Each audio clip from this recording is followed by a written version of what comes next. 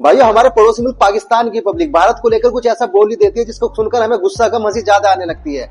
और ये दोनों ही चीज आपको इस वीडियो में देखने के लिए मिलने वाली है। वीडियो बहुत ही शानदार होने वाली है, आखिर तक जरूर देखिएगा। और अगर चैनल है पहली बार तो चैनल को सब्सक्राइब जरूर कर लीजिए। तो चलिए शुरू करते हैं आज की वीडियो। तो चलिए शुरू करते हैं। भारत चाहता है कि पाकिस्तान को वो थप्पड़ मार के चुप करा देगा, तो ऐसा नहीं होगा। अगर उनके पास फौज है तो पाकिस्तान के पास भी इतनी कैपेबिलिटी है, इतनी सलाहियत मौजूद है। और उनकी आवाम एक ही बात कर रही है कि पाकिस्तान से जाके जंग करो, लेकिन उसे क्या पता उस आवाम को कि अब्बा जान से पंगा नहीं हो सकता। अब्बा जान के पास इतने बड़े नहीं है, बहुत बड़े हथियार है। मतलब आप कह रहे हो इंडिया की आवाम अभी भी चाह रही है पाकिस्तान पे अटैक हो जाए? वो तो चाहते ही है कि पाकिस्तान पे अटैक हो। सच में? हाँ, उनकी ऑडियंस ये बोलती है, लेकिन मोदी को पता है इस दफा अगर वो पंगा लेगा तो एक ही आना है सिर्फ। और फिर 13 मिनट से 3 मिनट वाला फासला जड़ा कम से पै जाने, तो हम वो कहते हैं कि हमने 3 मिनट में पाकिस्तान उड़ा देना है। धुरंधर फिल्म क्या समझते पाकिस्तान में रिलीज होनी चाहिए? पर एंटी नेशनलिज्म तो है ना, वो हमारे मुल्क की बुराई तो की गई है ना उसमें। उनका एजेंट हमारे मुल्क में आके काम कर रहा है, हमें पता नहीं है। तो हमारी एजेंसी के ऊपर, हमारी जो फोर्सेज है उनके ऊपर सवाल निशान उठाए गए हैं ना। एंटी नेशनलिज्म तो वो है, उसको रिलीज तो नहीं होना चाहिए पाकिस्तान में। अगर हम देखते भी हैं, वो भी आप देखो रिलीज होना ना होना अब एक आम सी बात है। ये बहुत आसान है, कोई भी मूवी बैन मूवी आप देख सकते हो ब्लॉग वेबसाइट पे जाके। जो रियलिटी दिखाई गई है वो हकीकत नहीं है क्या? ये तो कराची की हकीकत तो थी, वो हकीकत ज्यादा नहीं थी, थोड़ी बहुत थी, ज्यादा नहीं थी। भाई कराची के हालात खराब नहीं थे क्या? हालात खराब थे, हालात तो अभी भी खराब है। अभी खराब हैं, बिल्कुल आप ठीक कह रहे हैं, लेकिन वो चीज नहीं है जो पहले थी। रोजाना 25-30 लोग मारे जाते थे, लियाड़ी के अंदर लोग जा नहीं सकते थे। आप किसी बस वाले से बोले, गाड़ी वाले से बोले, बाइक वाले से, किसी को भी आप बोले, आप लियाड़ी अगर ले जाए तो वो नहीं जाता था पहले। अभी तो लोग जाते हैं। खाने को चने नहीं, पिछवाड़ा मांगे जायफल, तनख्वाह 550, कंधे पे टांगे राइफल।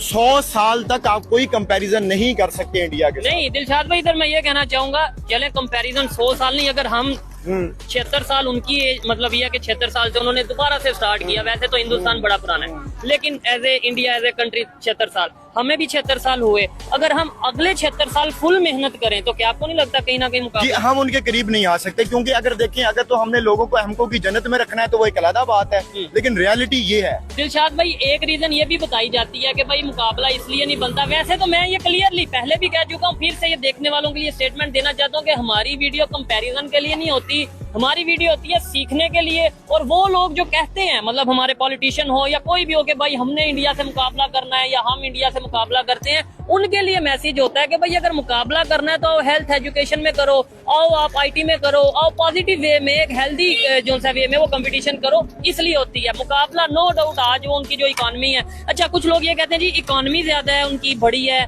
उनकी आबादी बड़ी है, उनकी मार्केट बड़ी है, जिस वजह से मुकाबला नहीं बनता। आप मुझे बताएं क्या यही रीजन है सिर्फ? इसके अलावा लॉयल्टी, इसके अलावा अगर हम बाहर जाके क्या कर रहे हैं, वो क्या कर? पाकिस्तान दुनिया के 6ठे नंबर पे सबसे बड़ी आबादी है, ठीक है। तो अगर आबादी का एज देखा जाए तो आबादी का एज हमारे पास भी है, और ये कोई दलील नहीं है कि वहाँ पे बड़ी मार्केट है, ठीक है। तो बड़ी मार्केट के साथ बड़े मसाइल भी है ना, ये चीज ठीक है। आप ये देखें कि हमारे यहाँ तो एक मजहब ज्यादा पाया जाता है, वहाँ पे कई मजाहिब पाई जाती हैं, तो वो उनको भी तो कंट्रोल कर रहे हैं ना। देखिए वो तो यही कहते हैं ना कि इंडिया हमारा दुश्मन है। देखिए अगर फॉर इंस्टेंस आपकी दलील मान ली जाती है इंडिया हमारा दुश्मन है, तो आप उनके साथ मुकाबला करो ना। फिर मुकाबला हथियार उठा के सिर्फ नहीं होता, और आजकल हथियारों वाली गेम भी चली हुई है। आप उनसे मुकाबला करना, इकोनॉमी में मुकाबला करो। आपने मुकाबला करना है हेल्थ सेक्टर में करो, आईटी सेक्टर में करो, इंजीनियरिंग सेक्टर में करो। आप बताओ कि आपने क्या बनाया है? वो तो ऑटोमोबाइल इंडस्ट्री में इतना आगे चले गए हैं, उनकी आईआईटी जो उनका इंस्टीट्यूट है वो किधर चला गया है? आपने क्या किया अभी तक? आपने लोगों को तरीके बताए करप्शन करने के, और बाहर के मुल्क में प्रॉपर एक सब्जेक्ट है जिसमें बताया जाता है, और हमारे पॉलिटिकल लीडर्स को कोट किया जाता है कि करप्शन के एग्जांपल्स ये हैं। और ये बात मैं विद रेफरेंस कर रहा हूँ। दिलशाद भाई, मेरी जो ओपिनियन है, देखने वाले इसके ऊपर कमेंट जरूर, मेरी ऑब्जर्वेशन है कि जब तक पाकिस्तान का सिलेबस, पाकिस्तान की टेक्स्ट बुक, पाकिस्तान का एजुकेशन सिस्टम नहीं बेहतर होगा, तब तक चाहे हमें लीडर अच्छा मिल जाए, तब तक चाहे हमें कुछ भी हो जाए, कितनी भी फॉरेन इन्वेस्टमेंट आ जाए, तब तक चेंज नहीं आ सकता। आतंकवादी कब से समझदार होगी? एक से अधिक शादी करना सर सही है? बिल्कुल सही है। अच्छा, और हमारे नबी किए थे, कर सकते हैं। शाबाश बेटा। आपके नबी कितनी शादियाँ की? नबी ने 11 शादी किया। अभी बदत है भाई, अभी बदत है। हम ये शादियाँ करते हैं बच्चे पैदा करने के लिए, और कुछ नहीं है हिंदुस्तान में। अब बच्चे पैदा करो, जनसंख्या बढ़ाओ, इसलिए पैदा करते, और कुछ नहीं है। इस देश को इस्लामिक कंट्री कैसे बनाया जाए, इसलिए बच्चे पैदा करो, और कोई काम नहीं। क्या बात है सर, क्या बात है सर, क्या बात, ये बात है। अभी जो धुरंधर फिल्म आई उसमें चील चौक बड़ी फेमस है, क्या कहेंगे धुरंधर फिल्म के हवाले से, क्या कहेंगे? सारा झूठ है धुरंधर फिल्म तो, वो तो सारा झूठ बनाया हुआ है। धुरंधर फिल्म के अंदर क्या झूठ है? वहाँ पे तो ये दिखाया गया कि यहाँ पे गैंग थी, गैंगवार होता था, फाइट होती थी, असलम चौधरी के बारे में दिखाया गया, उसमें झूठ क्या ये बताएं? ये तो सारा झूठ है। कोई इंडिया से आके यहाँ पे जो है ना उसको जो है ना अब्दुल रहमान भाई को हमारा मार के जो है ना उसको ले जाना, ये तो बड़ा झूठ है, बिल्कुल ही झूठ है। उसके घर में आके जाके उसको मार के जाओगे आप, ये तो झूठ नहीं आप बोलो। और दूसरी बात जो है ना ये बलूचिस्तान के हवाले से जो ये जो असला पेश करना ये ऐसे तो था ही नहीं बात, ये तो सारा झूठ है। जो बाबू टिकट को मारा है पता नहीं क्या कह रहा है। First of all I want to say congratulations to India and the second thing is कि हम सिर्फ एशिया कप होस्ट करते रह गए हैं, वो भी हमारे पाकिस्तान में नहीं हो रहा। देखिए पहले वो चांद पर पहुंच गए, उसके बाद जो है वो अब उनका जो है वो सोलर मिशन स्टार्ट हो गया, उसके बाद अब ये जो G20 मीटिंग है और ये तो धचके पे धचका हमें मिलता जा रहा है और इंडिया ट्रेंडिंग में जा रहा है पिछले 2 महीनों से। मैं कहती हूँ ये तो अल्ट्रा प्रो मैक्स ट्रेंडिंग पे जा रहा है कि I have no words. India जो है उनका बनता भी है ट्रेंडिंग पे जाना और अल्ट्रा प्रो मैक्स बनता भी, क्योंकि वो मेहनत करते हैं, ईमानदारी से काम करते हैं, उनमें इंसानियत है। और हम लोग बिल्कुल आइसोलेट हो गए, हमको रोटी कपड़ा मकान में ही जकड़े हुए हैं। देखिए रोटी कपड़ा मकान में तो झगड़े हुए थे, लेकिन अब जो है वो हमें बिजली के बिल मार गए हैं। यहाँ पर अगर आवाम की बात की जाए तो जितनी 2-3 माह में हम लोगों ने महंगाई देखी है, बिजली के बिल देखे, पहले हम लोग उनका मुकाबला नहीं कर पा रहे 76 साल से। और अब तो मैं कहती हूँ कि लाइक ये ना हो कि हम दोबारा से जो है वो कोई हमें छीन ले हमारा मुल्क। लाइक मुझे ना रात को नींद नहीं आती लिटरली जब मैं देखती हूँ यार इतनी सारी achievements and what we are doing. एक बहुत बड़ा सवालिया जो है वो निशान है। नहीं जाता, तड़प ही ऐसी है ना। राफेल बुरे नहीं थे, लेकिन JF-17 थंडर्स बेहतरीन थे। मैं तो हमेशा कहता हूँ कि राफेल बहुत जबरदस्त जहाज है। मैं तो कभी नहीं माना आज तक। बड़े लोग कहते हैं कि जी राफेल ये था, अनाड़ी था, बड़े मैंने 3-4 दिन पहले उन्होंने कहा बिल्कुल अनाड़ी थी। मैंने कहा जी मैं नहीं कहता, ये तो फिर आप खुद ही निगेट कर रहे हैं ना कि हमारी एक वर्ल्ड कप की टीम थी जीती हुई, किसी स्कूल के साथ खिला दिया, तो फिर तो आप अपने लोगों को शाबाशी ना दे रहे। मैं कहता हूं दोनों कॉम्पिटिटिव टीमें थी। इतना उस रात को 6 और 7 की दरमियानी रात बड़ी हार्ट एंड बैटल हुई, दोनों ने एक दूसरे को एंगेज किया, दोनों ने एक दूसरे को लॉक किया, दोनों शूट करना चाहते थे। फिर पीएफ ने कुछ ऐसा किया जो आप कह रही हैं कि उनसे नहीं हो सका, वहां फर्क क्रिएट हो गया। बस थोड़ी सी गलतफहमी क्रिएट हो गई वहाँ कि वो 50 किलोमीटर का मामला था सारा, कुछ नहीं उसके अलावा भी था। अच्छा उसके खाने को चने नहीं पिछवाड़ा मांगे जायफल, तनख्वाह 550, कंधे टांगे राइफल।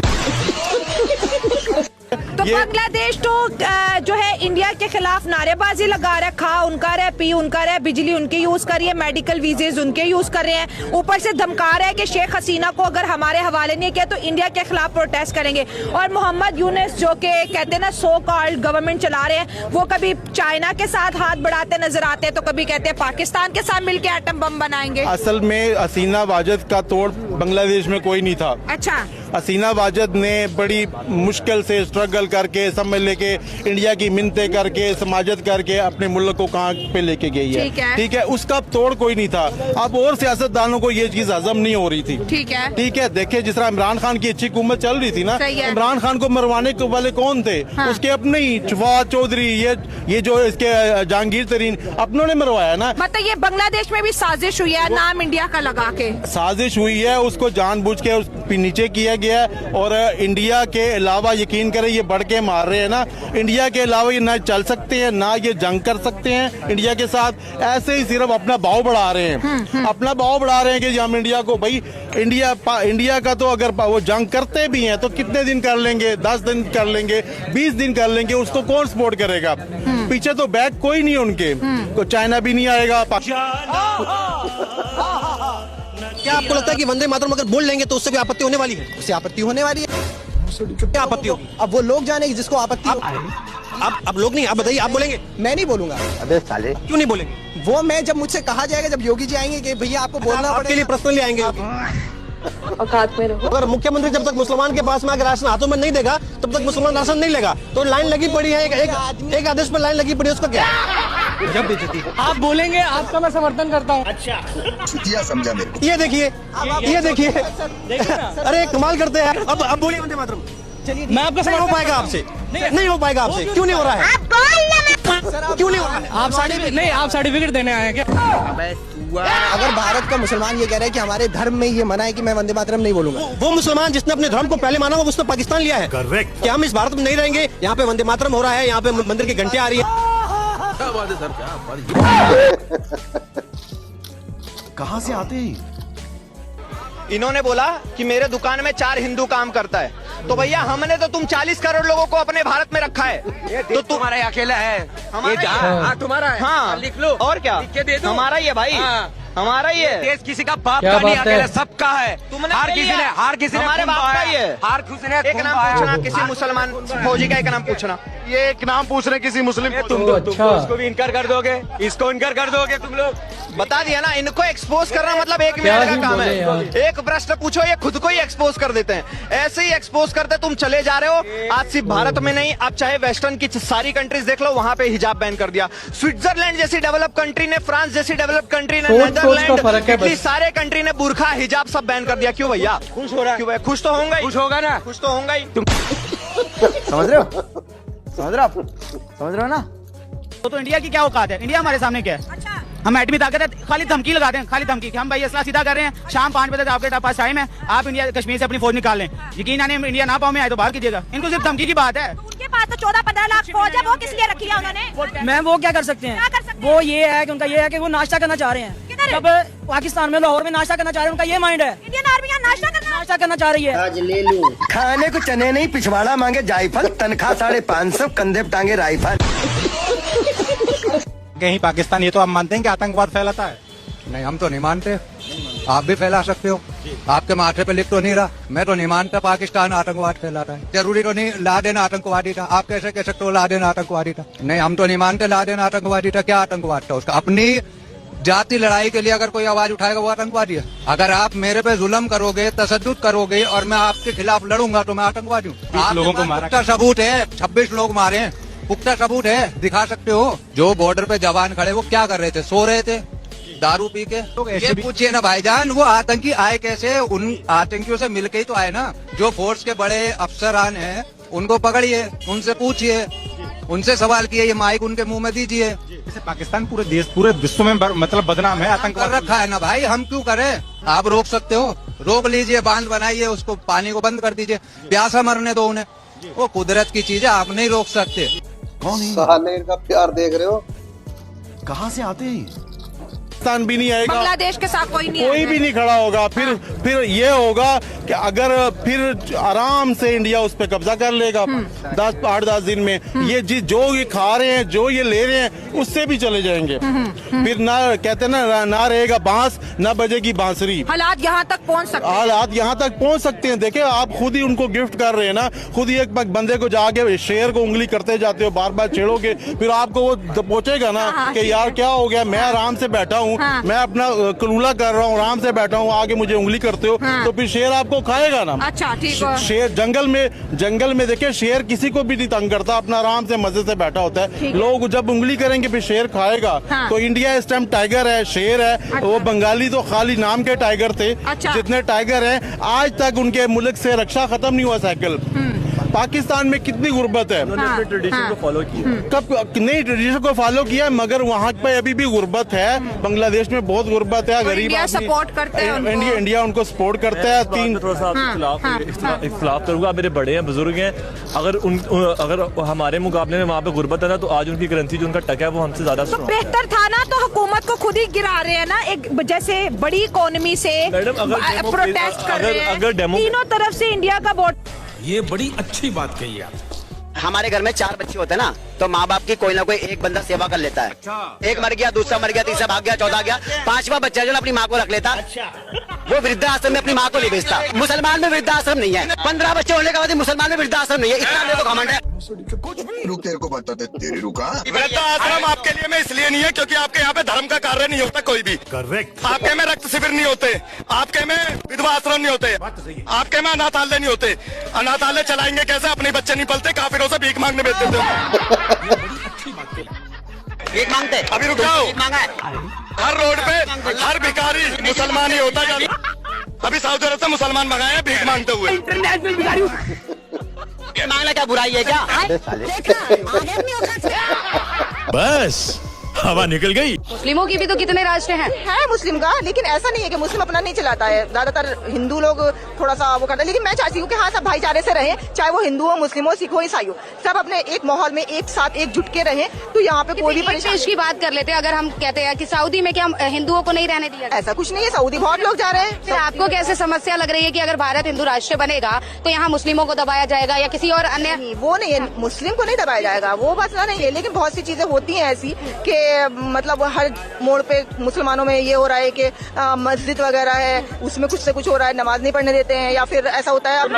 ऐसा कहाँ पे हो रहा है? ये कुछ भी अभी देख लीजिए, आतंकवादी उमर आसिफ अली रोड की एक मस्जिद में रात रुक के गया, किसने उसका कंप्लेन किया था? किसी ने एक भी मुसलमान ने कंप्लेन किया? अलकायदा जो यूनिवर्सिटीज है उसमें 500 से 1000 डॉक्टर होंगे, उसने अपने साथ में 5 को तो मिला लिया। नहीं, आपका कहने का मकसद हम सुन लिए, बहुत अच्छे से सुन लिए। क्या है ना कि भाईचारा एक मिनट देखिए, आप जो कह रहे हैं उससे कंटिन्यू तो कर सकते हैं, क्या कहेंगे?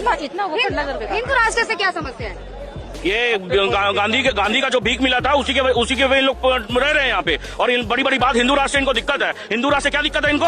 यही है ना कि बम नहीं फोड़ने दे रहा है मोदी, पत्थर नहीं फेंकने दे रहा है, यही तो दिक्कत हो रहा है। और क्या दिक्कत है इनको?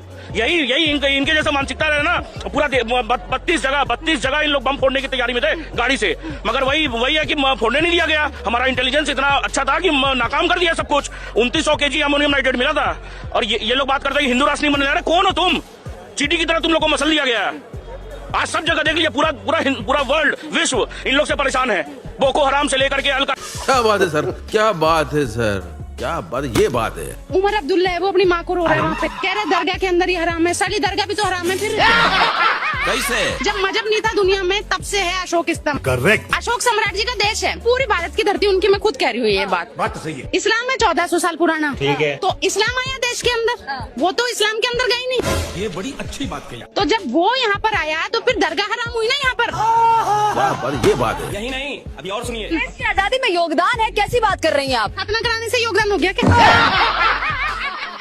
कैसे पागल बात कर रहे? क्या मैडम, क्या फूक के आए थे आज सुबह में? देश के लिए लड़ाई लड़ी है साथ में मिलके। कौन सी लड़ाई लड़ी है? खुद के घर में वो चाचा भतीजे लड़ते हैं लुगाई के लिए, ये करते हैं। कह रहे हैं कि ये फूफी की बेटी मेरी रहेगी, खाला के यहाँ पे नहीं जाएगी। ये लड़ाई है इनकी। इन लड़ाइयों से देश की लड़ाई हो गई क्या इनकी? कुछ भी। दीदी वाह दीदी, नहीं दीदी वाह दीदी। कि दुबई पुलिस ने तकरीबन 200 से ज्यादा 202 या इससे ज्यादा जो उनसे बेकारी पकड़े हैं, और उसमें ज्यादातर पाकिस्तानी देखने को मिले हैं वो जो बेकारी हैं। क्या कहना चाहेंगे? वो यहाँ से हम जाते हैं, वीजा भी लेते हैं, हमारा प्रॉपर मतलब पैसे भी लगाते हैं, और वहाँ पे जाके हम भीख मांगने लग पड़ते हैं। देखिए ये जो चीजें है ना, ये हम बड़ों से सीखते हैं। जहाँ तक भीख मांगना भी बड़ों से सीखते हैं। हमारे बड़े जो है वो कहते नहीं, बेगर नॉट बी चूजर, ये शिवाजी जी साहब ने कहा था। हाँ जी, वो तो देखे ना, बड़े हैं तो फिर वो कहते हैं कि प्रोफेशनल तरीका है, वो जब भी जाते कहीं, मैं मांगने नहीं आया पर मजबूरी है। ठीक है, तो इसी तरह उन्होंने भी यही चीज, वो कहते हैं जी बड़े हमारे सियासतदान मांग रहे हैं तो हम क्यों ना मांगे। ठीक हो तो गया। वो उन्होंने भी प्रोफेशन बना लिया हुआ। देखेंगे वो बंदा यहाँ से वीजा लगवा रहा है, ठीक है, पैसे लगा रहा है, उसको पता है कि मैंने वहाँ पे जाकर दुगने निकालने, वहाँ पे मुझे वो मिलने हैं, रियाल मिलने हैं। तो साथ वो ये नहीं सोचता कि यार जब पकड़ा जाऊंगा इमेज कितना खराब होगा, मेरा तो चलो होगा, मुझे कौन जानता है साथ पाकिस्तान का, मेरे कंट्री। यहाँ पे बड़े को नहीं जरूरत, हमारे जो चौकीदार हैं उनको नहीं है। देखिए ना, आप सीधी सी बात बता रहा हूँ आपको, अगर उनको नहीं है परेशानी तो वो हमें एपीजे अब्दुल कलाम की तरह ही है। बार वो जैसे एक हाथ में भगवत गीता लेके चलते थे, एक हाथ में संविधान। आज का हर मुसलमान भारत का वैसा भाईचारे पे चल रहा है। भाईचारा भैया, भारत माता की जय बोलेंगे? बोलूंगा मैं। क्यों नहीं बोले? अरे क्यों नहीं बोलेंगे भारत माता? संविधान को जब मानते हैं हम, संविधान संविधान जय तो बोलूंगा ही नहीं, क्योंकि जय का जो मसला है हमारे धर्म। अबे भाई, जय बाद में तुझे बता रहा हूँ, जय हिंद में तो कुछ नहीं है। जय मैं बोल रहा हूँ।